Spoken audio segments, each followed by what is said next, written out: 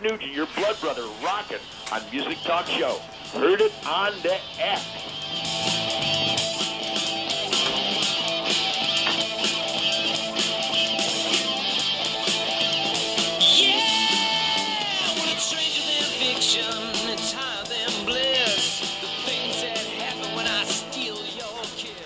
Welcome back to Heard It on the X, the East Coast premier music talk show. Uncle Ted bringing us back. Uncle Ted's in more trouble. We're going to talk about that later. Right now, we're going to go to the phones. We have Geno McManus joining us. Sir Geno. Geno McManus. Are you there, Geno? Yeah, I'm here. How you guys doing? Doing great. And we just listened to a cut off of "Never Be the Same." That's coming up. This is coming out sometime middle of the summer. Okay. So by a band that I recorded this in Japan, and it's a group that I play with called the KGB Experience. And that's a band that you play with over in Japan. You play a lot in Japan.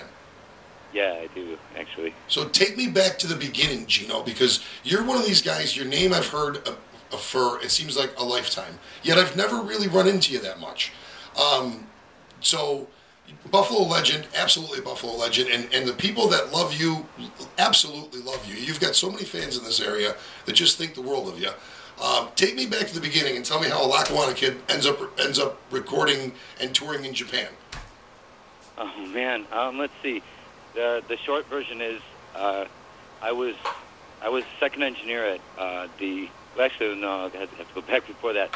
I was in the band Animal Planet. I don't know if you guys remember that band with Nikki Hicks was in it, Rodney Appleby was in it. I do remember that. Jackson. Yep. We did a USO Department of Defense tour about 11 years ago, and we did this almost 2.5-month tour through the whole. Started in Hawaii, and we did the entire Pacific region. And we ended up doing like a New Year's, Christmas and New Year's. Actually, I think Christmas was in Hawaii, and then New Year's was in Okinawa. And you know, being a kid from this area, you know, you like to drink and you like to go out and have a good time. You don't like to go to sleep when you don't have to wake up early in the morning. So I went out with the people that were handling us, and this one guy was Japanese, and I think he was in he's had Japanese American, and we went out and I started jamming with all these Japanese bands, and it was funny because they all worshiped Billy Sheehan, and I would say like Billy Sheehan, my hometown, you know, my town. Yeah. And so so the people that were handling us, they liked the way I played guitar, and I stayed in touch with a couple of them, and then I was fast forward a couple of years, 2004.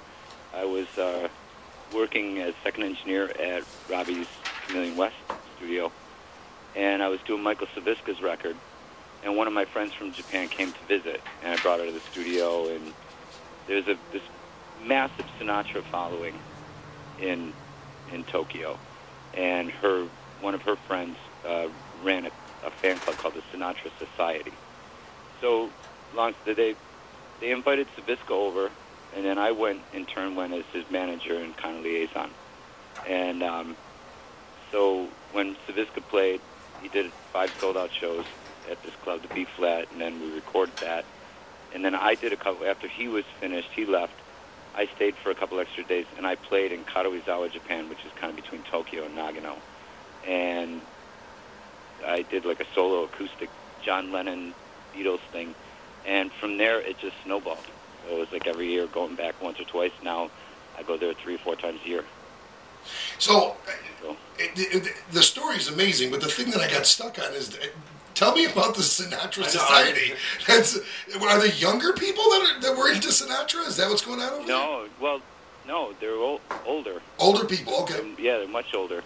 And when I brought her to the recording studio and introduced her to Michael Saviska when I was doing his record. Right. I recorded all his vocals and did all the mixing and editing and did some producing on his record that he did called Blue Skies.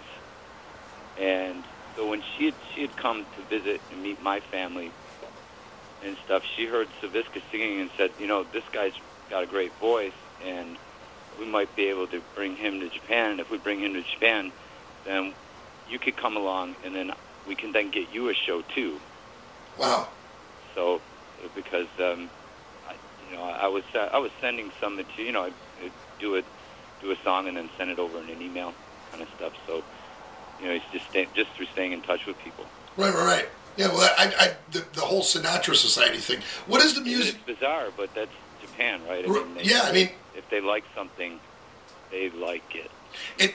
It's funny too because I've been in this game a long time on all different ends of it, and when you go to the NAMM shows, I own the Music Exchange, so I go to the NAMM shows, and when you see the Japanese contingent that's there, a lot of them are real 80s heavy metal fans. I mean, they're huge heavy metal fans. Those are the younger cats, and they're Beatle freaks too. No kidding. So they grow up on Beatles. They actually that's how they learn English. They learn English by listening to Beatles songs and studying mostly Paul McCartney lyrics.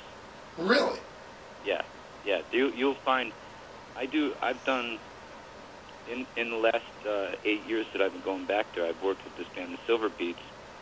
That they're the Japanese Beatles, and we ended up touring with the Killers a few years ago, and the Killers brought them to America. And I play with them in Japan, different members, and these guys know every single nuance. And I've brought the Japanese Paul McCartney, Tadaki Naganuma here, and so, but you ask, geez, how do you know all this stuff so perfectly? And he says, we know it from school. That's how they learned English. That's very interesting. Beatles, that explains. They feel that the vocals of the Beatles were very easy to understand, and the melodies are obviously very memorable. It's very interesting. Do they have pronunciation difficulty? Sometimes. I mean, because I've heard. It depends on how focused they are. The reason why the Silver Beats were so good is they didn't. Okay, so they didn't. They had a John Lennon guy that ended up kind of replacing that. That was scary how much he looked like John Lennon, and he was half American. Okay. Oh, I was going to say he was Japanese and looked exactly like John Lennon.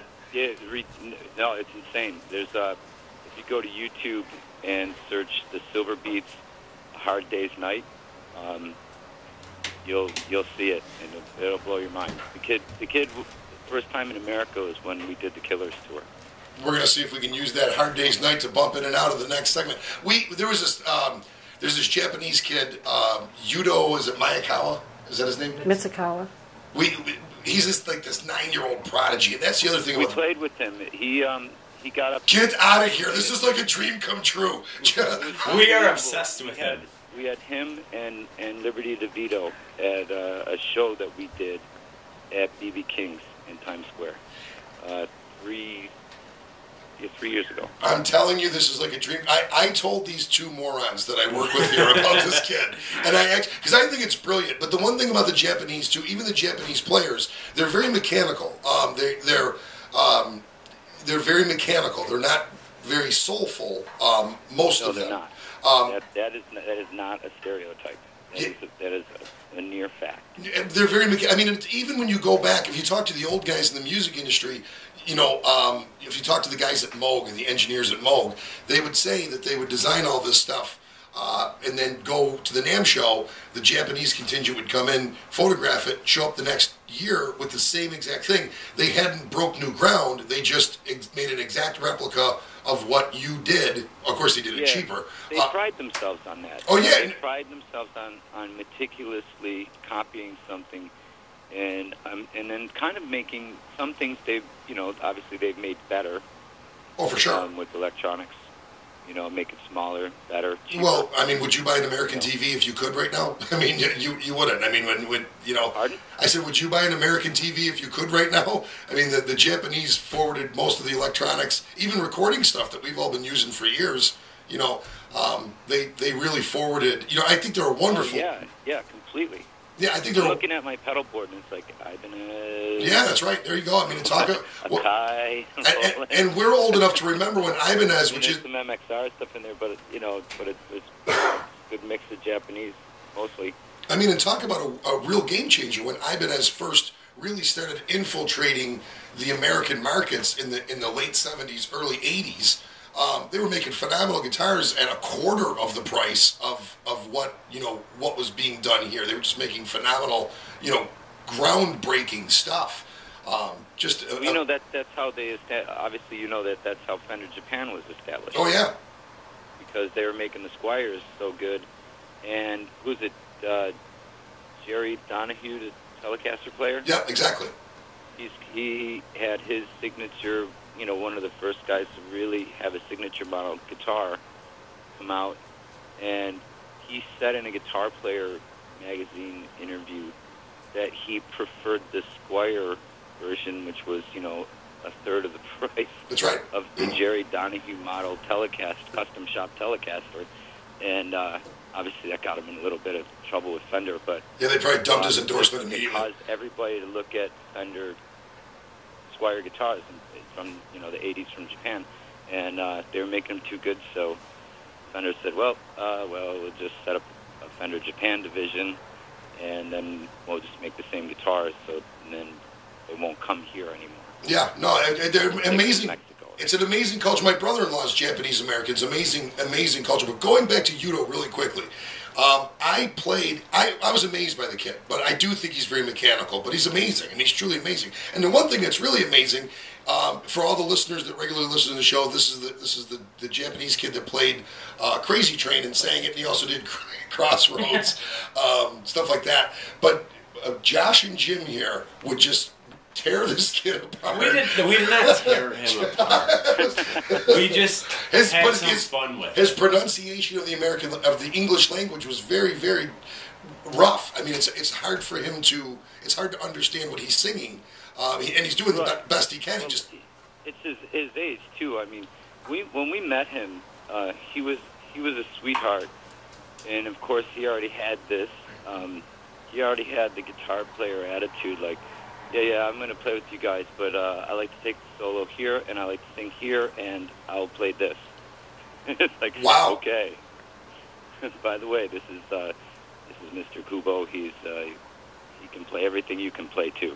But that might not be the guitar player mentality, honestly. And I want to get into this after the commercial break with you. It could be the Japanese mentality because they are very pull no punches, straightforward culture. I mean, they like to make sure that everything is what it is supposed to be, and that's it.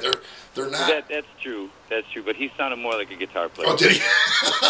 as being a guitar player, he sounded that's funny. But it was cute. He was really great, and he wanted to play Highway Star, and he had gotten the solo together and everything, and then I felt bad for the Silver Beats guys because they stayed up all night working on Highway Star.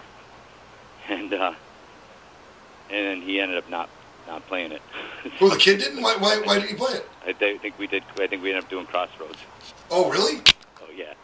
Yeah. Well, and we had Liberty DeVito playing drums too. Amazing. That's amazing. That's amazing. Yeah. And Josh would enjoy him. I've never played Crossroads for you. You'd enjoy that just as much. I would love to hear him play Crossroads. He plays it well.